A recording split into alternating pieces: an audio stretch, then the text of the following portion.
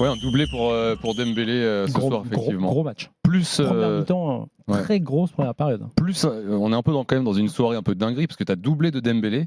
T'as Fabien Ruiz qui marque aussi. Enfin, on est vraiment. Et puis t'as Skriniar qui joue un match et Paris prend pas de but. Si Paris prend un but, mais Paris pour moi, perd pas. C'est plus une dinguerie de gagner un match avec Skriniar qu'un but de Fabien Ruiz après ce qu'on a vu à l'Euro. Non, mais justement, on l'a vu à l'Euro, mais on l'avait pas vu à Paris ce pied-là. Moi, j'ai dit dans la semaine dans l'after là que j'en avais un peu assez de ce truc là pendant tout l'Euro. On a le fantôme à Paris, on a le fantôme. On n'a pas eu que le fantôme à Paris.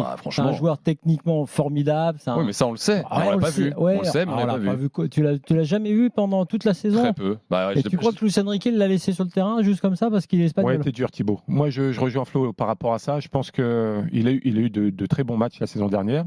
Alors, il est vrai que ses prestations avec la sélection espagnole ont vraiment mis en avant toutes les qualités qu'il a. Mais faut pas tout jeter. Et c'est vrai que là, ce but quand même, c'est vrai que peut-être même pour lui, l'Euro étant passé par là, t'as autre chose. Mais même dans ce match, sur 2-3 passes, toujours des passes dans la surface juste et tout, il est là. Il débloque le match d'ailleurs ce soir parce qu'il met ce but, le but du 2-1 là, un quart d'heure de la fin. Il y a le troisième but qui arrive 20 secondes après. Mais parce que c'était ton premier point, Flo. Ok, les stats qui sont largement, les possessions, les tirs en faveur du Paris Saint-Germain, très largement. Mais on n'est quand même pas, on n'est pas sur un PSG de gala ce soir. Ça a été, on en parlait pendant le direct, mais il n'y a pas eu énormément de rythme, pas eu énormément d'intensité. C'est pourquoi ? Il y a pas eu, ça n'a pas été le feu sur le but de Bizot. Il y a eu quelques grosses occasions, mais ça n'a pas été. Non, parce qu'en fait, c'est là où c'est peut-être un peu terrible pour la Ligue 1. Et c'est vrai que, comme dit Greg, si l'OM et au moins le Monaco vont challenger le PSG, on n'aura peut-être pas que ça. Mais on sent que Luis Enrique se permet. Il avait fait dès le Havre, dès le début, en mettant pas Dembélé, Barcola, il fait tourner. Il commence déjà à faire tourner. Il est vraiment dans une gestion. Alors donc, qui dit gestion, on dit quand même, Brest, ils sont engouffrés dans cette défense un petit peu new look au début. Enfin, ils ont essayé en tout cas. Et donc, c'est pas le PSG, effectivement, équipe type de gala, quoi. Après, dans une rencontre, il y a toujours la gestion des temps forts, des temps faibles. Et dans leurs temps forts, il est vrai qu'ils n'ont pas concrétisé leurs actions, les Parisiens. Donc c'est peut-être là où peut y avoir un bémol. Mais pour le reste, il y a une très bonne gestion de la rencontre. Et comme le disait Flo, il y a cette rotation qui va avoir lieu, je pense, toute la saison. Et il l'avait déjà mise en place la saison dernière. Et il concerne tous les joueurs par rapport à ça. Et je pense que ça va être très important. C'est un élement vraiment important cette saison. C'est vrai que de mettre Skriniar, tu le vois pas venir. Skriniar-Beraldo, alors qu'il mettait d'habitude Marquinhos-Pacho. Et là, il a fait rentrer Pacho, mais en gros, voilà, Marquinhos-Pacho sur le banc. Brest, c'est quand même une équipe qui avait fait pour la Ligue des Champions.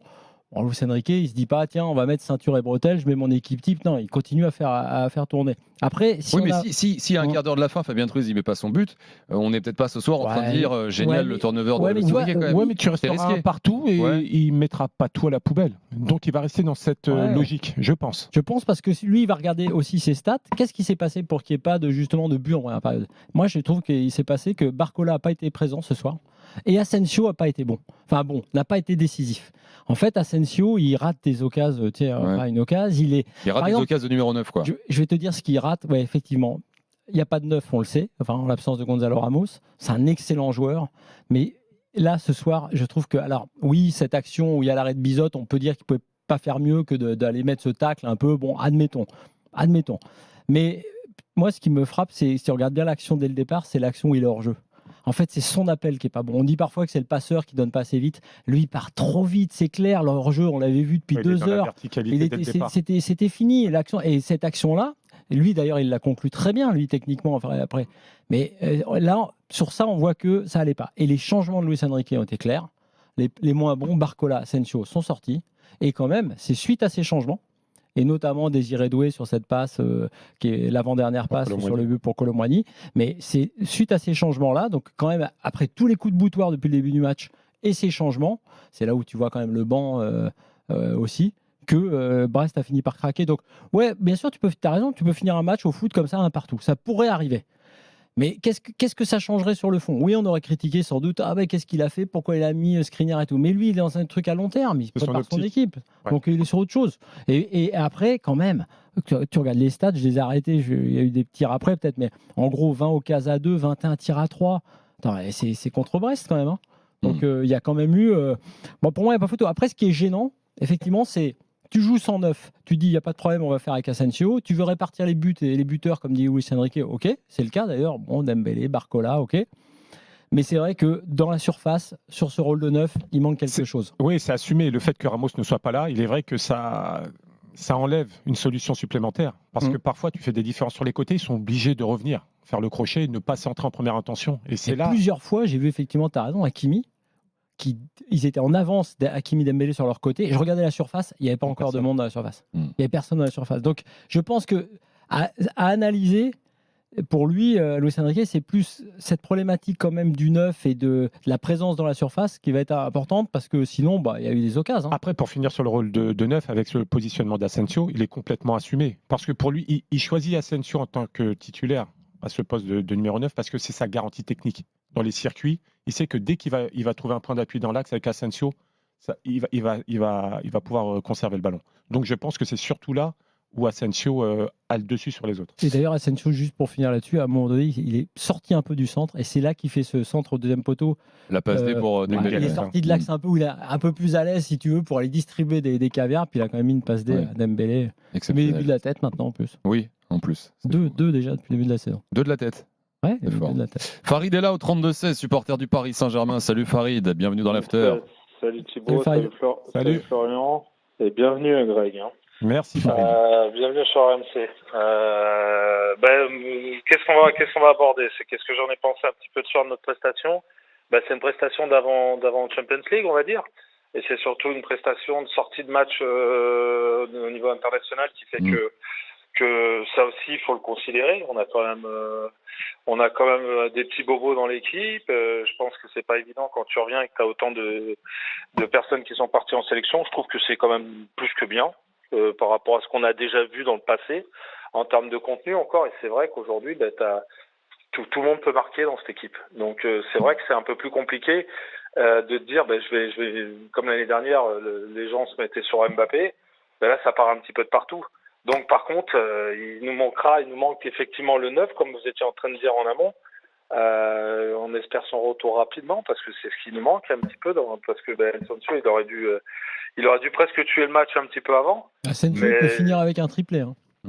Là, ce soir, oui. Et puis après, alors autant sur le premier ballon, on peut dire que c'était un peu juste, mais sur le reste, il doit les mettre dedans, quoi. Et puis pareil, t'as encore un ballon de Kolo Muani là qui fait ce qu'il peut, on va dire, en face à face.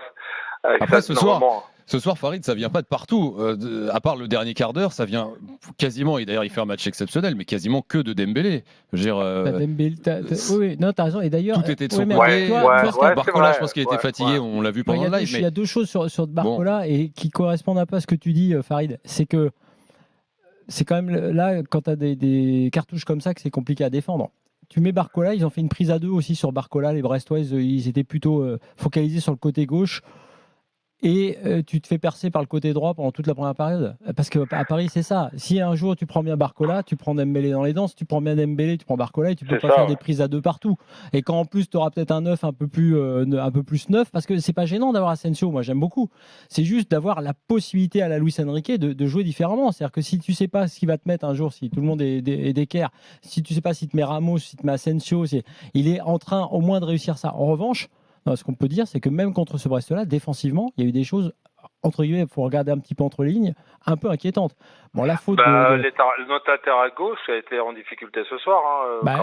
Sa faute, elle est quand même, elle est incroyable. Mais ça le représente. Le penalty où il retient à genre, qui tire son maillot comme c'est grossier, mais ça le représente. Nuno Mendes, il a énormément de défauts défensifs. Dans son placement, il rattrape les coups parce qu'il va vite. Il grandit à force parce que on dit il est jeune, il est fort, mais ça change pas. Mais il va falloir qu'il change. Mais il est là le problème. Il y a peut-être un plafond de verre pour Nuno Mendes. Peut-être. Et après, 22 ans, là, sur l'action qui précède cette faute, il y a un coup de pied arrêté pour les Brestois qui ne donne rien, mais sur le décalage, sur le coup de pied, si tu veux, où la défense parisienne joue mal le hors-jeu, en gros, tu as 3 Brestois qui sont derrière la défense. Et on sait que sur les coups de pied arrêtés, les corners, notamment défensifs, les Parisiens sont moins bons. Donc, c'est ça qu'il faut regarder, parce que ce match-là, si tu le regardes en mode Ligue 1, tu dis, ça va, 21 tirs à 3, ça va, ils ont déroulé. Oui, mais pas comme ça. Mais tu as la Ligue des Champions qui arrive, tu vois, alors évidemment, c'était pas la charnière titulaire, mais tu vois quand même que ça pouvait passer, que l'autre fait une faute encore de débutant qui se fait pas. tu dis attention à ça quand même. Alors après, Flo, à des charges aussi, c'est que là, tu joues quand même, t'as une équipe qui est complètement remaniée. Moi, j'ai bien aimé quand même Lee ce soir. Ouais. Moi, je sais pas ce que vous en pensez, j'ai bien aimé. Je trouve qu'il est de mieux en mieux. Il est encore mieux que même par rapport à l'année dernière. Je dirais, il varie, son jeu il varie. Il va mettre le pied quand il faut mettre le pied. J'ai bien aimé, je l'ai trouvé beaucoup disponible.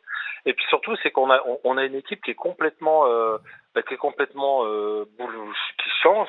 Et c'est ce que disait un petit peu le coach de Brest. Je crois, il disait que tout le monde peut jouer différents postes. Et il est vrai que là, c'est pas une équipe qu'on a l'habitude de voir. Et je trouve que c'est quand même pas mal. Et tu joues quand même Brest, qui est l'équipe qui a été deuxième. Et il n'y a pas eu quasiment de changement chez eux. Donc ils ont quand même. C'est une équipe. Je vais te dire après, l'avantage et le problème de Brest, c'est que Éric Roy continue à demander à ses joueurs de repartir de l'arrière proprement, de tenter les coups, sauf que tu n'as pas la même équipe. Et je trouve qu'ils se font percer beaucoup plus facilement encore que l'an dernier, et qu'offensivement, ils sont moins forts aussi parce qu'ils ne mettent pas leurs occasions. Mais je trouve que c'est plus facile à gérer pour le PSG d'avoir un Brest un peu joueur qui continue à l'être. C'est-à-dire que Roy ne dit pas on est moins bon que l'an dernier, on met le bus, on arrête. Il ne changera pas ses idées. Non, et donc, c'est plutôt avantageux, entre guillemets, pour une équipe comme Paris de rencontrer ce genre d'adversaire. Mais par contre, Brest, contre les gros, ils vont souffrir parce que. Mais ils en sont conscients. Et d'ailleurs, 32-16, mes Brestois, si vous voulez venir analyser cette défaite. Merci Farid, à bientôt. Messieurs, bonne soirée. Salut, Greg, bon courage. Allez. Non, c'est pas du courage, c'est de la joie et du plaisir. Pourquoi bon courage? Non. Qu'est-ce qui t'arrive, Farid, là? C'est quoi cette sortie de piste? Non, Thibaut, t'as raison. Je reviens. La différence, la Greg, c'est avec cette équipe-là, tu vas pouvoir t'exprimer. À la différence qu'avec certaines autres équipes. Là, ils vont te laisser vraiment t'exprimer. Tu joueras pas latéral gauche, tu vas pouvoir jouer avec eux, tu vas pouvoir jouer en numéro 10. Meneur Donc de jeu, régale-toi avec Thibaut et Flo. En même temps, je sais pas si Greg Pesley en numéro 10, c'est une bonne idée. Mais merci Farid, à bientôt. Bonne soirée les gars, à bientôt. Qu'est-ce qu'il y a? T'as été formé là, c'est ça qui est redescendu. Oui, la vision du jeu. Parce que j'ai beaucoup de défauts, mais ça va. Celle-là, c'est vrai. Adamou est là, supporter du Paris Saint-Germain, également au 32-16. Salut Adamou. Salut l'équipe. Salut. Bienvenue dans l'after. Adamou, toi tu viens ce soir et ce match te pose un problème, c'est ça? Ça me pose un problème, oui, un petit peu quand même. Bon, à part que je suis content, il faut pas se mentir et tout quand même. On a bien joué, on a gagné et tout. Mais pour moi, il me manque un point de fixation. Il nous manque un numéro 9. Ouais. On est obligé, avant la Ligue des Champions, il nous faut vraiment un vrai numéro 9 pour finir les actions. Parce qu'il y a un moment, j'ai entendu, vous avez tout dit et tout, comme quoi il y a Ousmane quand il accélère et tout sur le côté droit avec Hakimi, mais il n'y a personne dans l'axe. Il n'y avait personne dans l'axe. Et ça, par contre, moi, ça me fait peur. Quand on va jouer contre les grosses équipes, il ne faut pas rater ces genres d'occasions. Asensio, il est bien gentil, il est bien mignon et tout, mais il y a des occasions, même à grammaire peut les marquer, quoi, en fait. Donc, après, je suis d'accord, moi, c'est ce que j'ai remarqué aussi. Il n'y a pas que le 9 aussi dans ce cadre-là. C'est aussi que les joueurs se projettent plus vite pour être dans la surface, quels que soient les joueurs. Il n'y a pas forcément qu'un 9 qui doit être dans la surface. Tu vois, parce que là, dans le jeu tel qu'on l'a vu, en fait, ça allait tellement vite côté droit avec Dembélé et Hakimi que les mecs étaient toujours un peu parfois, tu as du mal à suivre, surtout en transition rapide. Mais si on regarde bien, il y a pas mal de situations où ils sont moins 6-7 aux abords de la surface. Donc... Effectivement, mais ils sont en retrait en fait. Ils sont pas au point de. C'est marrant parce qu'Hakimi le sait d'ailleurs, parce qu'il met des bons ballons, il est intelligent, il ne les met pas dans la surface. Il met toujours une passe latérale un peu 16 mètres où il trouve Fabian Ruiz, il trouve. Oui, après on le sait, dans l'effectif, le seul véritable numéro 9, c'est Ramos. Pour l'instant, il est sur le flanc, donc il faut s'adapter à la situation.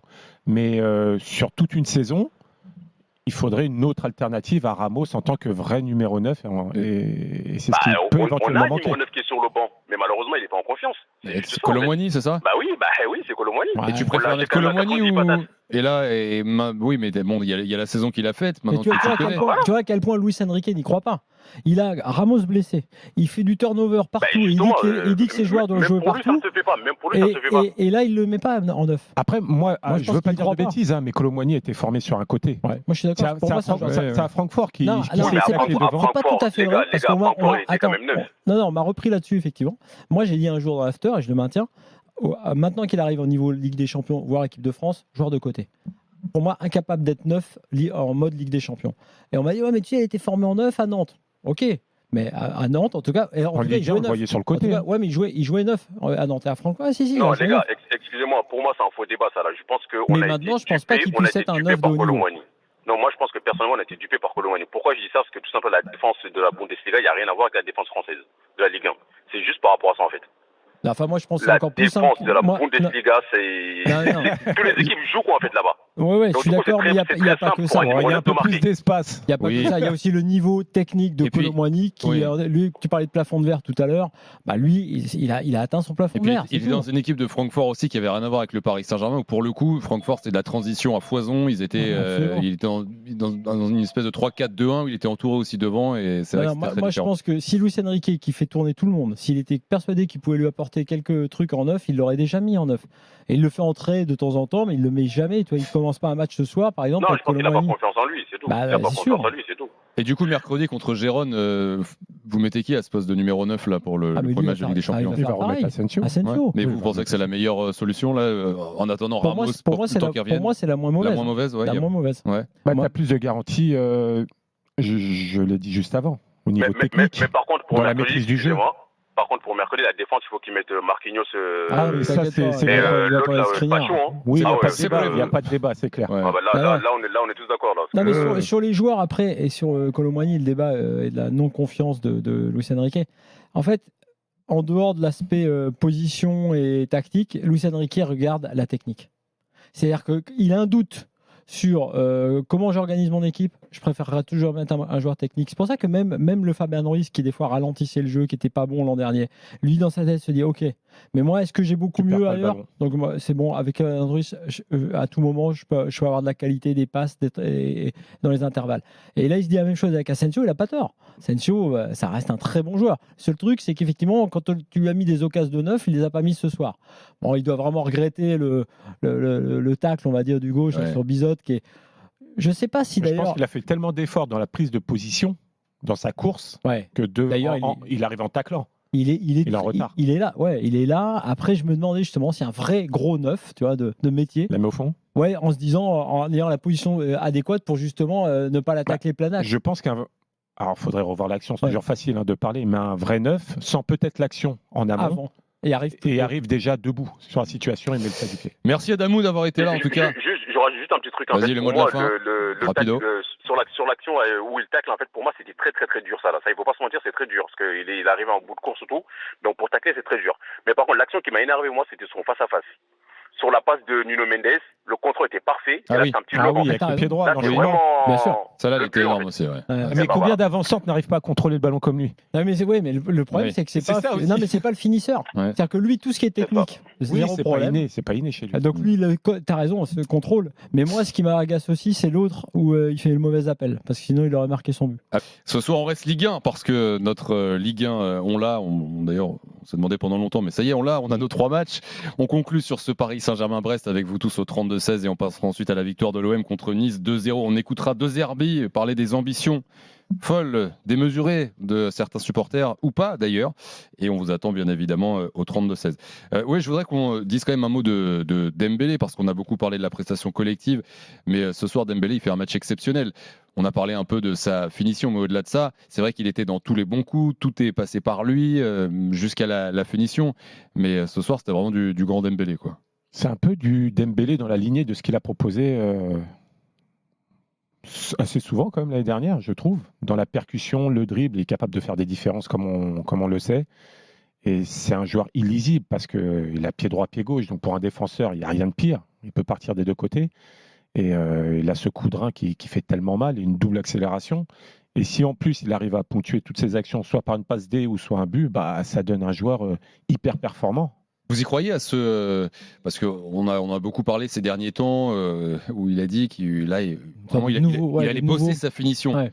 Bon, on rigole un peu tous, il a 27 ans. Ce message, il tombe pas au bon moment quand même. Ouais. Fallait penser avant. Mais tu penses qu'à 27 ans, il peut vraiment, à cet âge-là, prendre conscience, bosser, progresser et stater, quoi. Alors, tu peux progresser, tu peux toujours progresser, mais je pense surtout qu'en termes de mental et de confiance, il peut y avoir un truc. C'est-à-dire que là, il marque, par exemple, il cadre. Il a cadré 5 tirs sur 7 ce soir. C'est pas toujours le cas avec Dembélé, loin de là.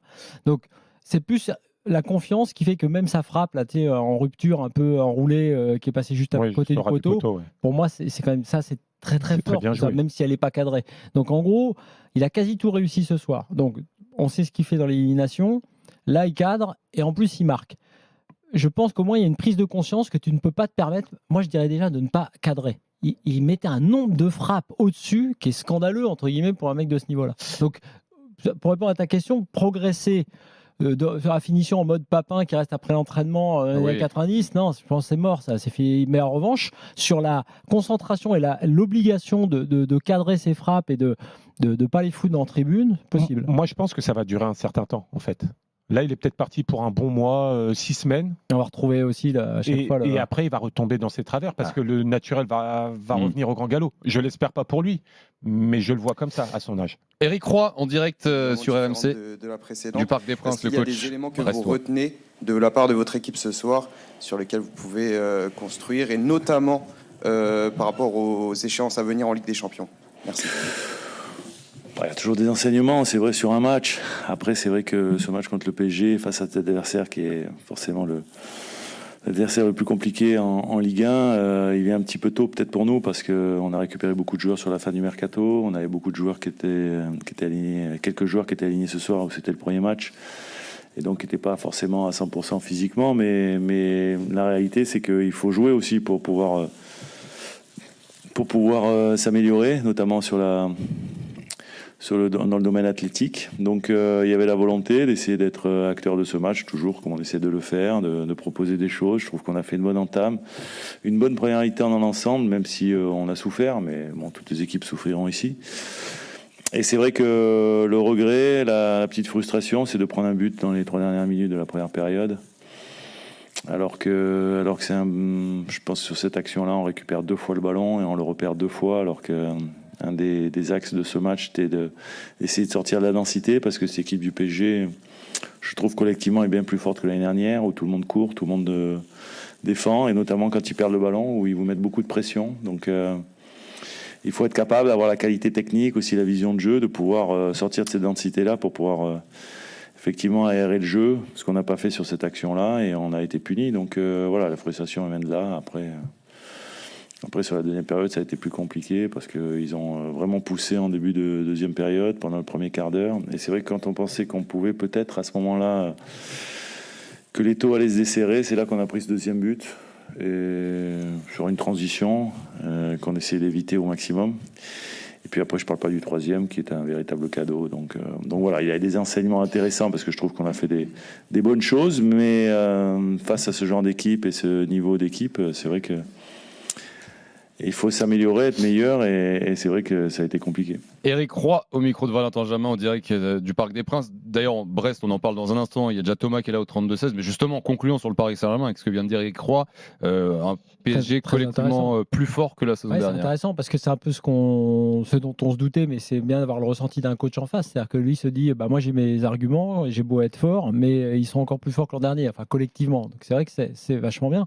Après, l'autre chose sur Paris et qu'il ne dit pas, c'est que et Brest a eu des occasions, d'abord parce qu'il y avait une charnière New Look, et ensuite parce que Barcola, je dis, n'a pas été très bon et a été pris. Donc ils avaient effectivement un peu le match en main, quoi. Enfin, ils avaient au moins le résultat, tu vois. Donc ils auraient peut-être pu appuyer plus, mais ils n'ont pas assez d'arguments Brest offensifs pour le faire. Après, il est resté ambitieux dans ses changements aussi. Parce qu'on parle souvent de poste pour poste, mais il a gardé des joueurs offensifs, il a gardé la même animation, et c'est ce qui aussi fait la force.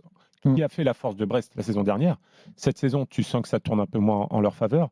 Après, comme le dit très bien Eric, face à lui, il y a une équipe qui collectivement a encore progressé, qui est très forte, je trouve, dans le contre-pressing. Parce que le but qui amène l'action de Désiré Doué, c'est une récupération de João Neves. Après, voilà, il n'y a que des signes vraiment intéressants à ce niveau-là et dans l'état d'esprit. On retrouve à Paris mercredi contre Gérone au Parc des Princes pour cette première journée de Ligue des Champions. Thomas est là, supporter brestois et qui était au parc. Salut Thomas, bienvenue dans l'After. Salut tout le monde, j'espère que vous allez bien. Super, et toi, t'as passé une bonne soirée au Parc des Princes? Moyen, ça a très bien commencé, on va dire, avec un joli péno, mais bon, malheureusement, on lâche en deuxième mi-temps. Ça aurait été cool d'accrocher les points, mais bon, prochaine fois. Comme en janvier, on va dire, avec le 2-2. Et justement, tu as l'impression d'être beaucoup plus loin que l'année dernière aussi, de ce PSG? Non, l'année dernière, on a bien accroché. Après, cette année, il y avait globalement pas photo sur le match. À la mi-temps, on s'accroche fort. Ils ont une aile gauche qui est quand même phénoménale avec Barcola, Mendes sur la gauche. On a peur à chaque fois que les deux accélèrent et partent en contre. La transition est vraiment, vraiment impressionnante. Après, ils ont un Kanguini au milieu. Je sais pas si vous en avez parlé ce soir, mais le gars perd pas un ballon. Il joue vers l'avant. Ses passes sont d'une justesse infinie. Vraiment, ce gars-là, j'aurais pas parlé. C'est lui d'ailleurs qui fait C'est lui qui fait la récup et la passe pour Doué, d'ailleurs, la passe avant celle de Doué, il me semble. Donc, qui est aussi une passe très importante dans l'action. Mais là où tu as raison, c'est que tu as un Brest moins fort. Là, il faut revenir aux individualités. Bradley Loco, Les Melou, au bout d'un moment, ça commence à se voir. Et comme le dit Eric Roy, un PSG collectivement sans doute plus fort. Moi, je pense que la différence, elle est là. Aujourd'hui, pour moi, il y avait 3 buts d'écart entre le PSG et Brest.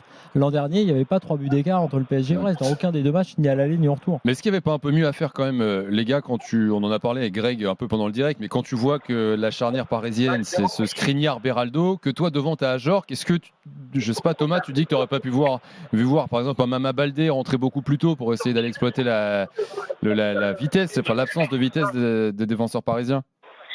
Ouais, ça aurait pu. Après, il rentre à la place de Del Castillo, je crois, sur le côté. Il a du mal sur ses prises de balles. Techniquement, je pense qu'il est quand même assez faible.